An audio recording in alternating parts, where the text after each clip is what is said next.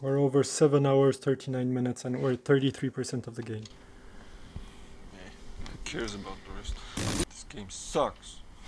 Sucks. No, I know. Yeah, and the size of it.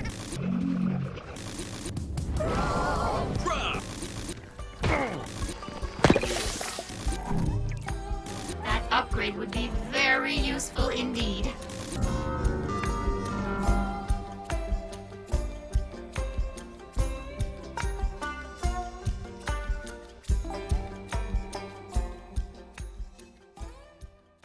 Hello! Today we're going to talk about a game called Journey to the Savage Planet. And we're going to tell you a bit what we felt when playing and what we think about the game in general. So, what were your first impressions? My first impressions. Okay, so I started playing this game after like 15-20 minutes. I got bored, I was starting to fall asleep. And I found it was just repeating over and over again everything. So you just shoot things that all look alike for me.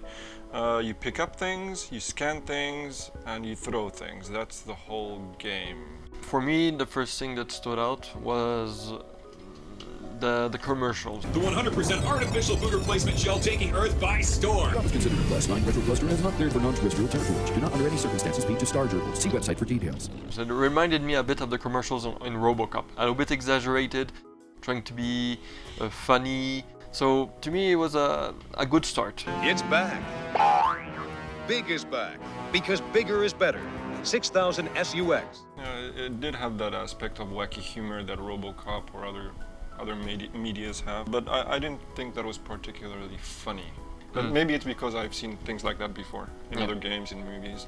Well, what did you like the most in the game? If any. I don't think. Do you have anything no, positive to say about this game? No, I have. This game, the thing is, it's a really average game.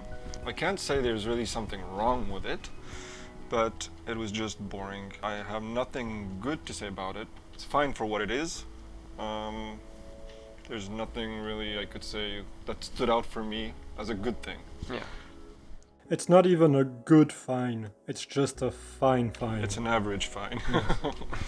So I can see the appeal for children. With the humor, the graphics. You saying that I'm part of the children? No. what I'm saying, if you let me finish. I will let you finish. Is that this type of thing, we've seen it tons of times in movies and games. The humor, like you said, it reminded you of RoboCop. Yeah. It's a bit wacky. I can also see this kind of humor in games like Crash Bandicoot.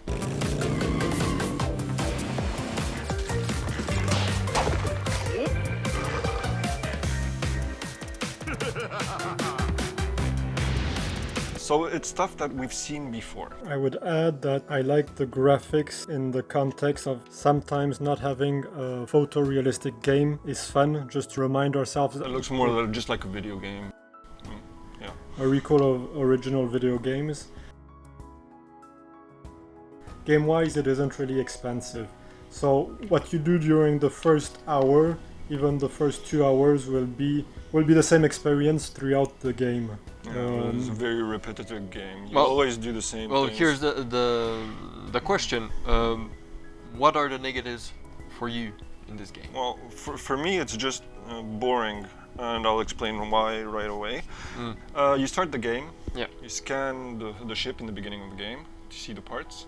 Then you have to scan other objects or those chickens, those balls. Those space chickens. Those space chickens. Everywhere you go, for me, everything looks the same. There's no differentiation in the environment. Even if you're in the ice and at some point you're in lava or in the jungle, it's like you said. It's like they just changed some textures and stuff on the enemies, especially. And in the end, you just keep on doing the same thing over and over again. So after like 10 minutes, it was over for me. I was bored. Nothing else. Oh, look in there.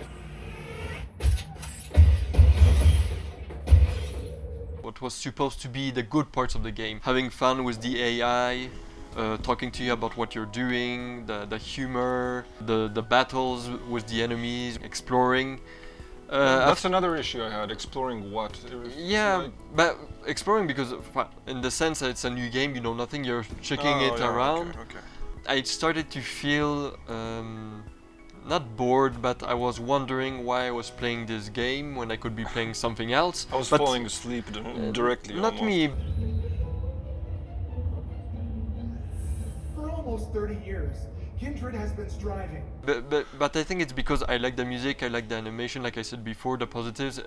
But what happened is that after a while I was thinking, I think I saw all the game after an hour or two. That's the first impression you get. Yeah. You've done it all. Even visually, the equipment you have and how he holds something in his left hand and the same gun on the right hand, nothing changes, and we're well over 6 hours of game. Just discovering what. There's new environments here, but they still look the same as everything we've seen before. It's just a little bit more reddish. A good example, I would say, is for the people that know that kind of game. When you level up, when you have new powers or a new armor, you see visually something different. You know you unlocked something. I made an analogy before with car games, like Need for Speed. Yeah. There, it's also repetitive. You have to always do races. It's almost always the same thing. But you ultimately, in those Need for Speed games, you can gain experience or gain money or gain something to change your car, change the color, buy new cars, have more to integrate to your saves. Tune the experience. Yeah, to integrate during the experience. It isn't even rewarding when you upgrade because you don't even see it. You don't see anything. Something else that was negative for me, it was the voice of the AI. I forgot her name. Who cares? It was really annoying. At first I was like, oh, it's nice, it's different, and it reminded me of the AI in Portal. Oh, thank God, you're all right. You know, being Carolyn taught me a valuable lesson. I thought you were my greatest enemy, when all along you were my best friend. This meteor arrived a few years before we did.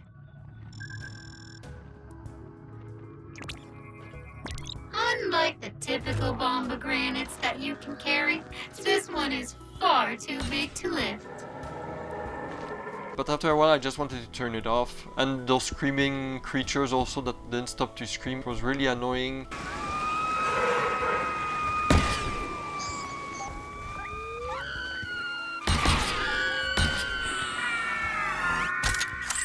I can understand the point was too annoying, but I think they could have taken it out of the game entirely. Another part of the game that frustrated me a lot was the mapping for the controller. It's unnatural for someone that's played a lot of other first-person shooters or adventure games on a console. There is a possibility to choose a second mapping, but you're limited to those two options. Okay guys, so we're near the end of the video. How would you rate it for your pleasure? Did you enjoy it? For enjoyment. For pleasure. I have sent a request to Kindred, but we have yet to locate the required resources on this planet. Stay tuned. You can try it out, but it's maybe not worth it. Would you recommend this game? No. Would you play it again? No. No, not at all. Would I play it again? Absolutely not. It's gonna be uninstalled after this. Our rating for Journey to the Boring Savage Planet, we can rate this out of 15. For enjoyment, we gave it 5. Playability, so would we play this game again? We gave it 0 out of 15. We would certainly not play this game again. And in recommendation, we gave it a 6 out of 15, which isn't really great. And that's a wrap. Yep. We did our first review. We hope you liked it, and see you in the next video. Don't forget to subscribe and ring that bell button. And if you have some advice, you can write it down in the comments. You can follow us on Facebook and Instagram. You'll find the links down below.